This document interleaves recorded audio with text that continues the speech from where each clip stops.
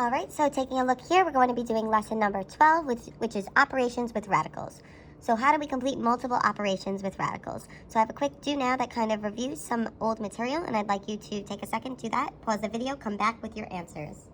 So looking at question number 1, we need to distribute. So that really means I'm doing 3 times x, which gives me 3x, and then 3 times that negative 7, which gives me a negative 21.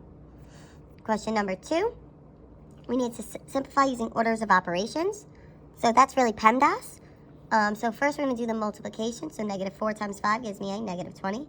8 times 6 gives me 48. Then we're going to add those together and we get 28. How do you think you would simplify the following expression down here? Even though we have radicals there, we still need to distribute. So I'm going to distribute. So I have the square root of 3 times the square root of 5 plus the square root of 3 times the square root of 3. So we did distributing like we did in the first do now example, and then now we need to use our order of operations like we did in the second. So the square root of 3 times the square root of 5, remember, we multiply the coefficients, which here we have invisible ones, and then we multiply the radicands. So this becomes the square root of 15 plus the square root of 3 times the square root of 3. If you remember, when you multiply by itself, you just get the radicand. So it becomes square root of 15 plus 3. So then for question number 1, we want to do the same thing. We're going to distribute. So I have the square root of 3 times the square root of 10. Plus then I have the square root of 3 times the square root of 6. So then we have to multiply them. So the square root of 3 times the square root of 10 gives me the square root of 30. Plus the square root of 3 times the square root of 6 gives me the square root of 18. So then we need to see if we can simplify any of these. So square root of 30 cannot be simplified, but can we simplify the square root of 18? The largest perfect square you could divide 18 by is 9 and 2. So we're going to simplify that. So the square root of 9 is really just 3 radical 2. So our final answer, we end up with 30 plus 3 radical 2. So now I'd like you to try 2 and 3. Remember, you're going to distribute first, then simplify everything. So pause this video and come back and check your answers when you've finished. So taking a look at question number 2, I'm distributing. So I end up with radical 6 times radical 3 plus radical 6 times radical 12. Then when we multiply, I get radical 18 plus radical 72. Both of these can be simplified. So I simplify radical 18 with the radical 9 and radical 2, which ends up being 3 radical 2. Then I simplify the square root of 72 with 36 and 2. Square root of 36 could be simplified, so I end up with 6 square root 2. Now, if you notice here, both of them have a square root of 2, so they have like radicals, so we can combine them. So we keep that radical 2, and then we just do the 3 plus the 6, because those are our coefficients in front. Number 3, once again, we're distributing, so I have radical 8 times radical 8 plus radical 8 times negative radical 3. Radical 8 times radical 8, it's radical 8 times itself, so the answer is just 8, the radicand. Then I have radical 8 times negative radical 3, which gives me a negative radical 24.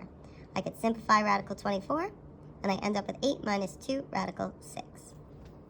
So then how do you think you would simplify this expression? Well, it's pretty much distributing without that distributing process. So the only thing here is for this first part, we need to remember follow PEMDAS. So we're going to do the multiplying first. So here I have square root 5 times 2 square root of 4. So the only thing is there needs to be an invisible 1 here, remember? So we're going to multiply the numbers in front. So 2 times 1. And then I'm going to multiply my radical 5 times radical 4. So then 2 times 1 gives me a 2. Radical 5 times 4 is radical 20.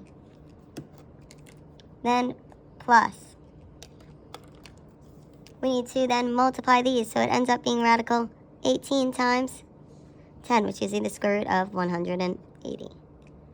Then we need to simplify our radicals. So I need to simplify the square root of 20. The largest perfect square you could divide 20 by is 4. So the square root of 4, the square root of 5, and don't forget that 2 being multiplied. Square root of 4 simplifies to a 2 radical 5. So here we end up with 4 radical 5. So then we need to simplify 180, the square root of 180. And the way that we simplify the square root of 180 is by finding the largest perfect square we could divide it by. So what is the largest perfect square you could divide 180 by? Well, that would be the square root of 36 and the square root of 5. And the square root of 36 is just 6. And then we have the radical 5. So we end up with 4 radical 5 plus 6 radical 5. We have like radicals there, so we could just keep the radical 5 and then deal with the numbers in front. So 4 plus 6 gives me a 10 radical 5. All right, so I'd like you to try 1 and 2. Pause this video, come back for your answers. All right, so if we take a look at example 1, we need to do our multiplication. So when I multiply 2 radical 3 times 1 radical 18, I end up with 2 radical 54.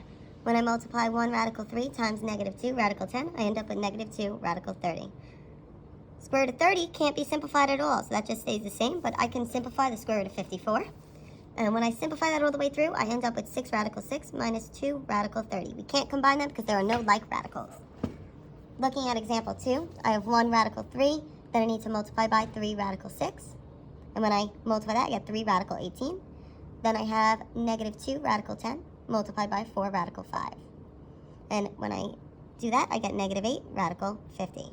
Then I need to simplify both of these radicals. So when I simplify 3 radical 18, I end up with 9 radical 2.